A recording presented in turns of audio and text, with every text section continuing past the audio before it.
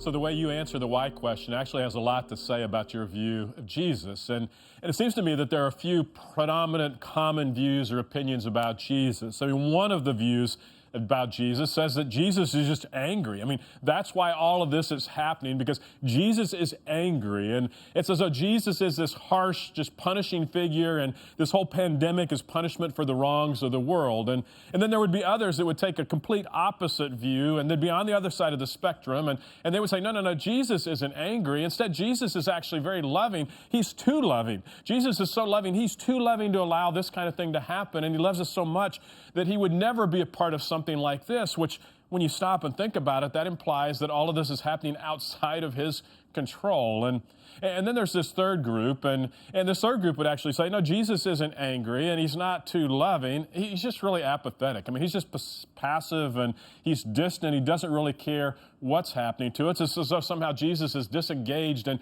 doesn't really care what you and I are experiencing today. And I wonder what you believe about Jesus. I mean, is your view of Jesus that he's angry, or do you think he's too loving to let all this happen to us? Or is your view that Jesus is just disengaged? He's apathetic, he's passive, and doesn't really care about what's happening to you or to me? Now, before you answer that question, and which of the three seems to best represent your view of Jesus, let me just suggest we slow down and think about this for a moment, because in the midst of what you and I are experiencing today, we can't afford to be wrong about Jesus. And in the face of all this adversity, we can't be mistaken about Jesus. And because, I mean, if we're wrong about Jesus, we might just miss what Jesus has planned for us in the midst of all of this storm. And speaking of Jesus, author and teacher Tony Evans actually says this. He says, Jesus is not sitting by as a spectator. He's the invisible hand that's working behind the scenes of the good, the bad, and the ugly. In other words, Dr. Evans is saying Jesus is not passive, he's not disengaged. And maybe you've cried out to Jesus before and you had no response from him whatsoever. But can I just suggest to you that just because Jesus is silent doesn't mean he doesn't care. And just because we can't see what he's up to, it doesn't mean he's not working. And just because we don't get an explanation that somehow we want about what's going on doesn't mean that Jesus is passive. And did you actually know that one of the names for Jesus is Emmanuel, which actually means God with us, not God watching us, not God far away from us, and not God passively looking down on us, but Jesus, God with us. And what this means is Jesus is always with us. God responded to his creation by sending Jesus to live among us, to walk among us, to experience what we have experienced. And because Jesus lived and walked among us, what this means is Jesus knows what it's like to live our lives. He knows what it's like to be tempted. And we're told in the book of Hebrews that Jesus understands our weaknesses, for he faced all the same temptations that we do, yet he did not sin. Because Jesus is always with us, Jesus knows what it's like to feel emotions. I mean, Jesus got angry. One time Jesus wept at the death of a friend, and another time Jesus became annoyed and almost frustrated when his disciples, when they didn't seem to understand what he was trying to say to them, or when they were just arguing with each other. And because Jesus is always with us, Jesus knows what it's like to face overwhelming circumstances. And he was actually in such incredible agony before going to the cross that he sweated drops of blood. And Jesus, Emmanuel, God with us, means that right now, Jesus understands completely what you're facing. And it means Jesus understands the frustration you feel being stuck inside at home with the little ones all day, every day. And it means he understands the kind of pain that comes when you feel like you're all alone. It means he understands the disappointment and the loss that you feel when you were just missing a trip that you'd planned to go on with your family. And it means he understands the anxiety you're feeling because you're in a high-risk category to contract the coronavirus. And Jesus, Emmanuel, God with us, means that Jesus understands the tension you feel because you're a doctor or a nurse or work in a pharmacy, or you work in a grocery store, or any high-risk area for coming into contact with the virus. And it also means he understands the pressure you're feeling as you try to lead your company through the storm without having to lose any of your employees.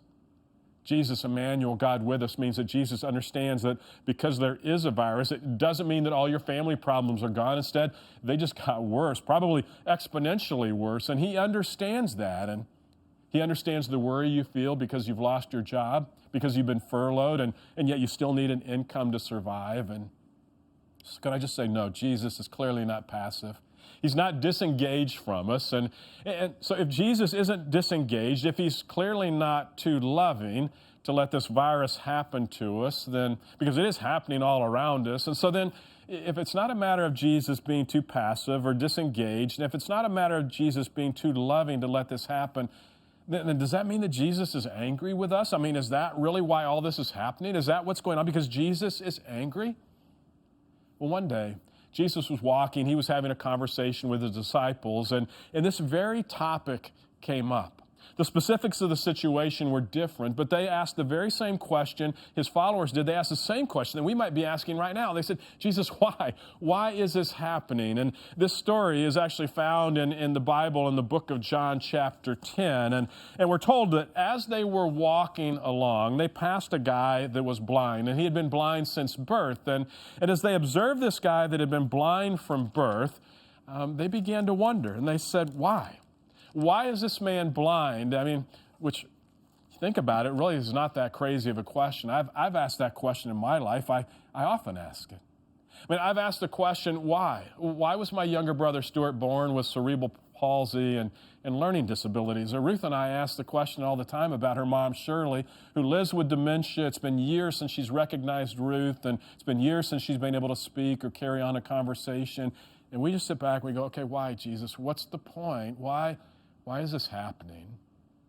And my guess is you've asked the same question. You've asked the why question before. And so Jesus and his disciples, they're walking along. They see this guy that's blind, and they say, Jesus, why was this guy born blind? And before Jesus even has a chance to answer, they answer their own question. And they say, oh, we know. Jesus, was it because of his own sins or his parents' sins? And what they were assuming was that this man was being punished because somebody must have done something wrong to cause this man to be blind. Surely there's somebody to blame. Was it him?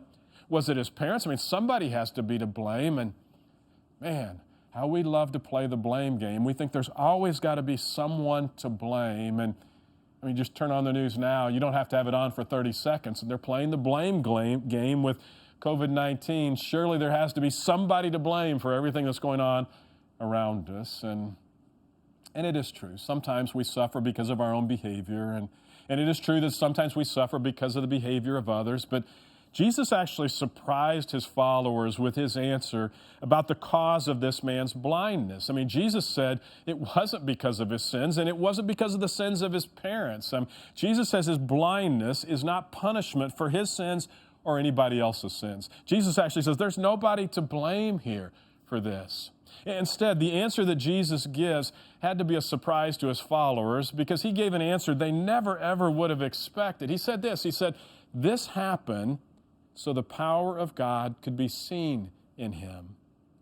In other words, what Jesus is saying is this man's blindness happened for a divine purpose. Jesus said it's not because he's being punished. It's not his sins that are being punished. It's not his parents' sins that are being punished. Instead, this particular pain, the suffering, it happened to be so that the power of God could be seen and displayed through this man. And I like what Andy Stanley actually says. He says, sometimes God chooses to display his power on the platform or the stage of our pain and our suffering.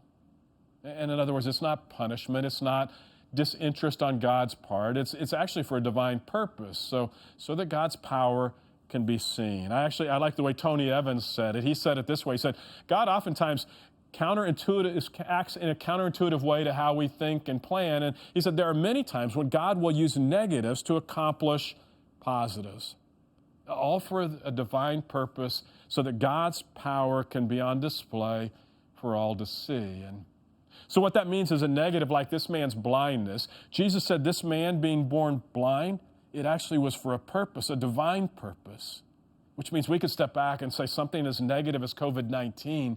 Jesus is saying, look, COVID-19 could actually have a purpose, a divine purpose. And Jesus is saying that the pain and suffering we experience in our lives might just have a divine purpose to it, and it could be so that God's power can actually be seen and displayed. And I've got to be honest with you and tell you, I don't understand God's divine purpose. I know he says that his divine purpose is there. I don't always understand it, which I suppose is probably why one of my favorite verses in all the Bible is a direct quote from God himself. And God said this. He said, "My thoughts are nothing like your thoughts, says the Lord, and my ways are far beyond anything that you could imagine. For just as the heavens are higher than the earth, so my ways are higher than your ways, and my thoughts are higher than your thoughts." And I sit back and I think, oh man, how thankful I am that God is bigger and he's greater and he's smarter than me. And God's not limited to what I can know or understand. And what this verse actually says to me is that even though we may not know exactly what God is doing in the world today, God can actually use this historic pandemic to accomplish his divine purpose. And it's also that his power can be seen. And it may take weeks, it may take months, it may take years, it may be decades for God to reveal his divine purpose in this. But we can all rest assured there is a purpose, a divine purpose. And it's also that God's power can be seen. And now, can I just say something about God's power and his power being on display and being seen? We tend to think of power. When we think of power, we tend to think of it being displayed in the form of physical strength or might. We tend to think of power in the terms of military power or might. And we tend to think of power in terms of one's ability to dominate over another person or over an army or over a country. And we tend to think God's power being on display in some big, grandiose way. But can I just tell you, most often, God's power is on display.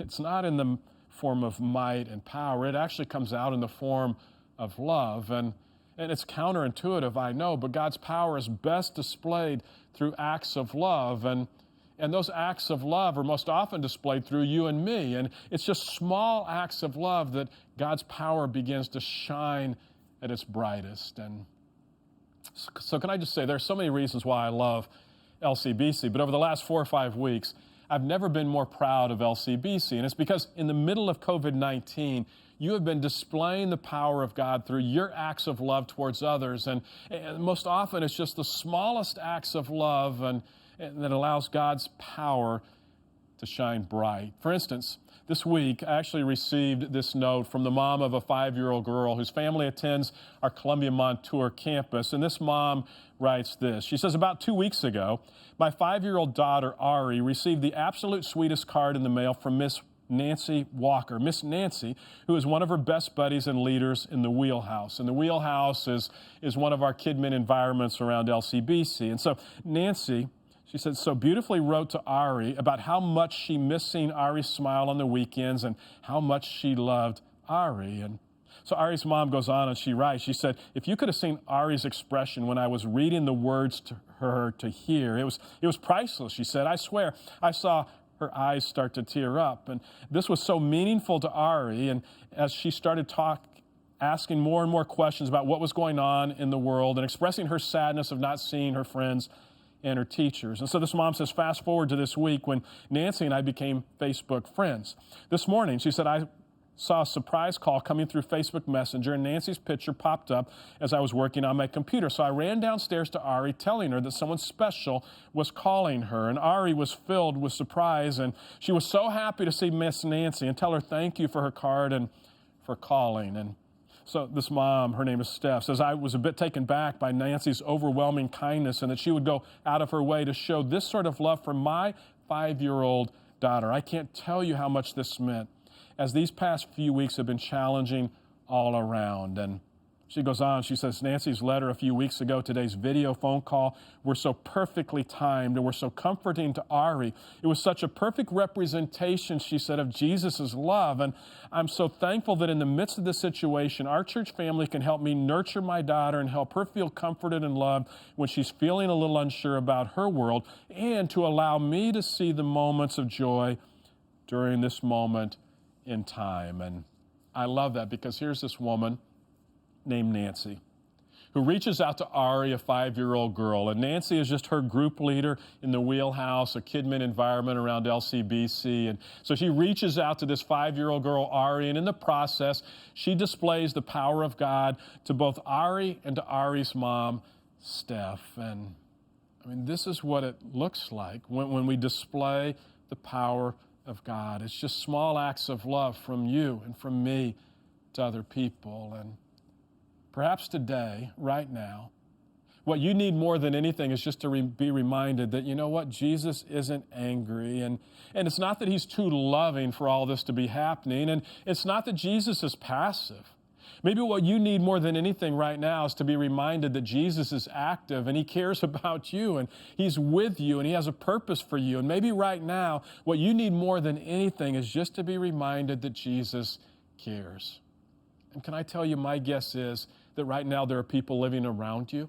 And right now there are people working around you, and there are people in your family, and what they need more than anything is to know how much Jesus cares. And right now there are people in your life that need to see the power of God on display, and it needs to happen through you, and they need to know that Jesus cares about what's happening to them right now, and they need the power of God displayed through you to them right now.